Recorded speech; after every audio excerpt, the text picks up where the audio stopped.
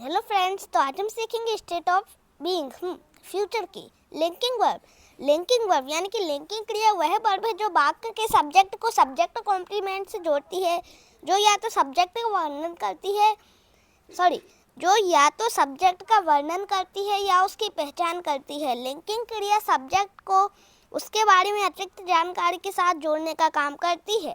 उदाहरण के लिए, जैसे वह एक डॉक्टर होगा तो he will be a doctor. Note, be family verbs was, were, is, am, are, be, being, been, इनके बगल में कोई मेन वर्ब यानी कि एक्शन वर्ब आती है तो इन्हें हम हेल्पिंग वर्ब्स कहते हैं।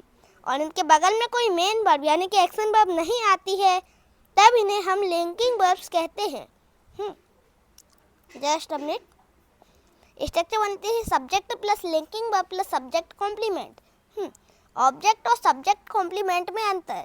ऑब्जेक्ट सब्जेक्ट द्वारा किसी कार्य को करने से क्रिया यानी कि वर्ब का असर जिस पर पड़ता है उसे ऑब्जेक्ट कहते हैं।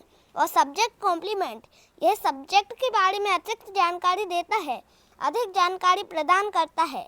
सब्जेक्ट कॉम्प्लीमेंट नाउन या नाउन फ्रेज या फिर एडजेक्टिव या फिर एडजेक्टिव फ्रेज या फिर प्रीपोजिशनल फ्रेज या फिर एडवर्ब ऑफ प्लेस, यह सभी सब्जेक्ट कॉम्प्लीमेंट में आते हैं। यह सब्जेक्ट के बारे में अतिरिक्त जानकारी देते हैं, अधिक जानकारी प्रदान करते हैं। जस्ट हमने फ्यूचर में स्टेट ऑफ बीइंग में प्रयोग होने वाली be family linking verbs will be, सभी सब्जेक्ट्स के साथ विल बी का इस्तेमाल करते हैं। Noun, he is a teacher, teacher noun, तो यहाँ टीचर नाउन है। नाउन फ्रेज यानी कि संज्ञा वाक्यांश, जैसे he is my best friend, my best friend, यह नाउन फ्रेज है। दो या दो से अधिक शब्दों का समूह है जो एक साथ रखे जाने पर नाउन की तरह कार्य करता है। Just a minute. नाउन की तरह कार्य करता है। नाउन की तरह नाउन फ्रेज भी किसी विषय या वस्तु की जगह ले सकता है।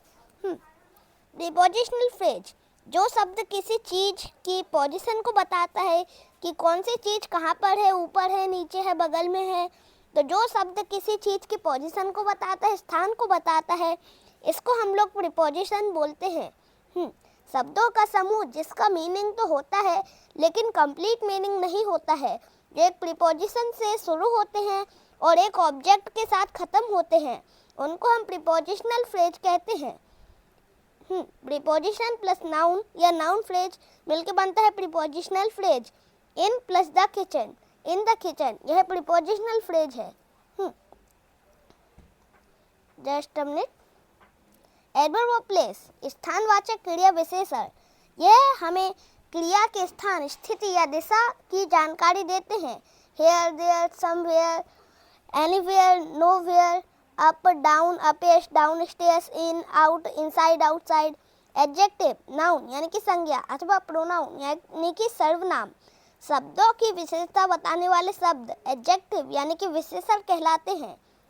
Normal adjective beautiful, strong, attractive etcetera, जैसे ही इज स्ट्रॉन्ग, स्ट्रॉन्ग यह एडजेक्टिव है। Just a minute. वर्ब की थर्ड फॉर्म वाले एडजेक्टिव्स हो चुका हुआ, रिसीवर, अगर किसी सब्जेक्ट के साथ कोई एक्शन हो गया है और उस एक्शन के होने के बाद अब उस सब्जेक्ट की करंट कंडीशन, स्टेट यानी कि अवस्था जैसी होती है उसे बताने के लिए वर्ब की थर्ड फॉर्म वाले एडजेक्टिव का यूज करते हैं। जैसे ही इज इंजर्ड, इंजर्ड यह वर्ब की थर्ड फॉर्म वाला एडजेक्टिव है। वर्ब की आईएनजी फॉर्म वाला एडजेक्टिव, वर्ब की आईएनजी फॉर्म यानी कि करने वाला, डूअर, वर्ब की आईएनजी फॉर्म होता हुआ, आर्गेटिव वर्ब। Just a minute.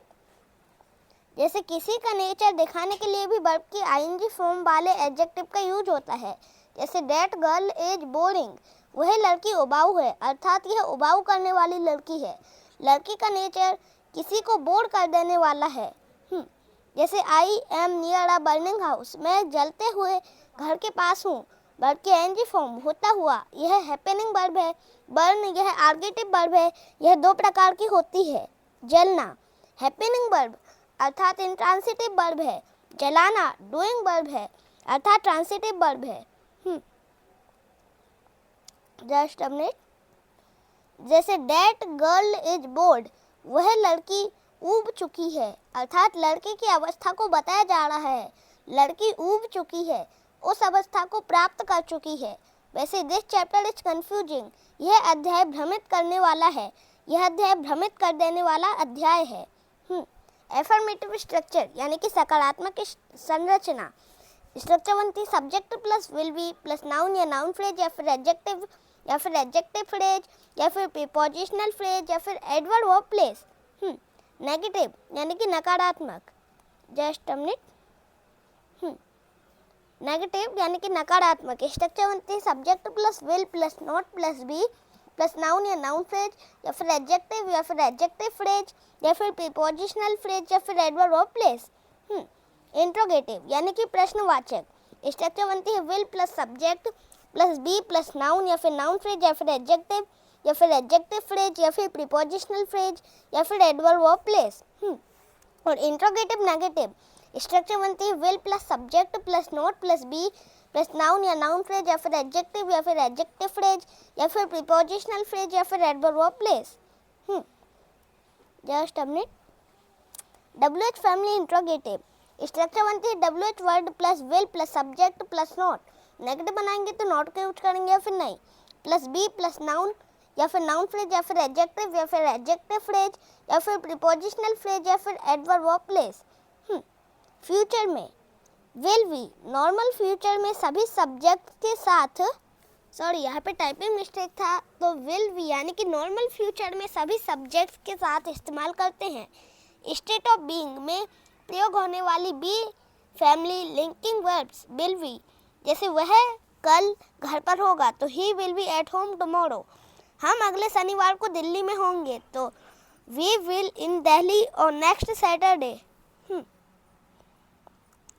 वैसे यदि मैं अपना होमवर्क पूरा कर लूँ तो मेरे पिताजी नाराज क्यों होंगे, तो why will my dad be angry if I complete my homework. वह एक अच्छी डांसर होगी तो she will be a good dancer.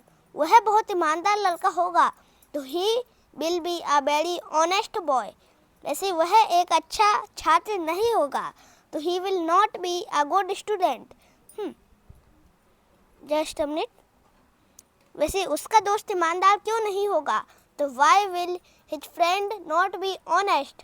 Will have been, जैसे 2050 यानी कि 2015 में शिवानी को प्रोफेशनल डांसर बने हुए 25 यानी कि 25 वर्ष हो चुके होंगे, तो Shivani will have been a professional dancer for 25 years in 2015।